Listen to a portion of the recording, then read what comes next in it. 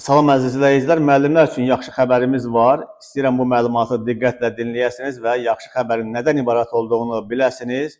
Yeni təhsil modelində müəllimlər üçün əlavə imtiyazlar nəzərdə tutulur. Bu barədə Elm və Təhsil naziri Emin Əmrullayev açıqlama verib. Açıqlamanı mən bir qədər sonra təqdim edəcəm. Mən istəyirəm əvvəlcədən xatırlatma etmək üçün bir neçə kəlmə bu yeni tədris modelindən, yəni təmayül tədris modelindən söhbət gedir. Bilirsiniz ki, son illər deməli, bu təmayül tədris modelinə keçid prosesi başlayıb və bunun üçün pilot layihələr həyata keçirilir və təmayül siniflərini, məktəblərini bitirən şagirdlərin nəticələri, buraxılış nəticələri yüksək olub, topladığı ballar yüksək olub və odur ki, təmayül tədris modelinin genişləndirilməsi istiqamətində işlərə başlanılıb. Hətta dediyim kimi, mən bir-iki xəbər paylaşmışam bununla bağlı.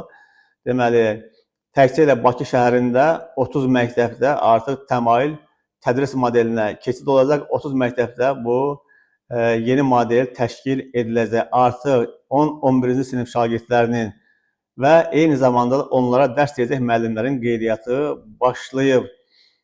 Deməli, biz ötən ildən başlayaraq tam orta təhsil modelini tətbiq edirik. Bu il model daha da təkmilləşdirilib. Layihənin məqsədi rayonların ən bacarıqlı müəllimlərini həmin məktəblərdə cəmləşdirərək 10-11-ci sinif şagirdlərinin hazırlığını daha keyfiyyətli şəkildə təmin etməkdir. Bunu Elm və Təhsil naziri Emin Əmrullayev jurnalistlərə açıqlamasında bildirib. O deyib ki, tam orta təhsil modelinin Azərbaycanda tam şəkildə formalaşması üçün bir neçə ilə ehtiyac var.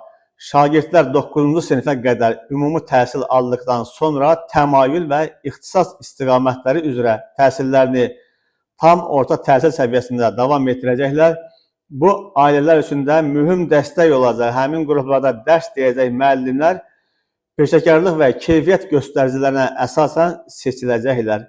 Əsas məqsəd 10-11-ci siniflərdə məktəbin şagirdlərin və ailələrin maraqlarını daha yaxşı təmin etməkdir deyə nazir Emin Əmrullayev qeyd edib. O, eyni zamanda vurğulayıb ki, həmin müəllimlər üçün əlavə imtiyazların tətbiqi də nəzərdən keçirilir. Hazırda bu istiqamətdə işlər aparılır və müvafiq qərarlar daha sonra ictimaiyyətə açıqlanacaq. Onu da əlavə edeyim ki, bu təmayül tədris modelinə keçid zamanı, yəni burada seçiləcək müəllimlər bu sahə üzrə, yəni abituriyent hazırlığı sahəsi üzrə deməli, təcrübəsi olan bu sahədə üzrə peşəkarlaşmış müəllimlər olacaq. Yəni, həm də həmin təmayül siniflərində sırf abituriyent deməli proqramı, abituriyent hazırlığı proqramı tətbiq olunacaq. Yəni, indiyənə kimi abituriyentlər bu hazırlıq kurslarında hansı şəkildə hazırlıq keçirdilər, onlara hansı proqram əsasında hazırlıq aparılırdı. Bax, həmin proqram əsasında həyata keçiriləcək 10-cu, 11-ci siniflər üzrə.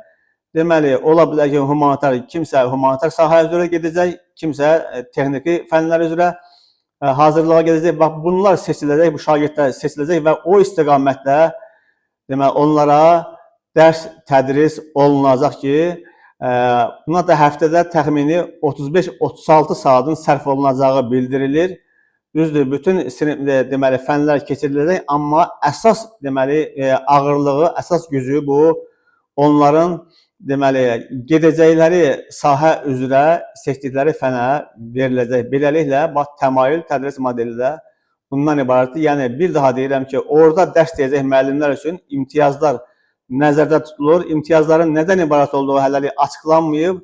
Nazirin dediyinə görə bu yaxın vaxtlarda yəqin ki, bu imtiyazlar məlum olacaq. İndi onların maaşı artacaqmı və ya əlavə hansısa güzəştlər olacaqmı? O hələlik dediyim kimi indi bəlli deyil və yəqin ki, yaxın gələcəkdə bu açıqlanacaq.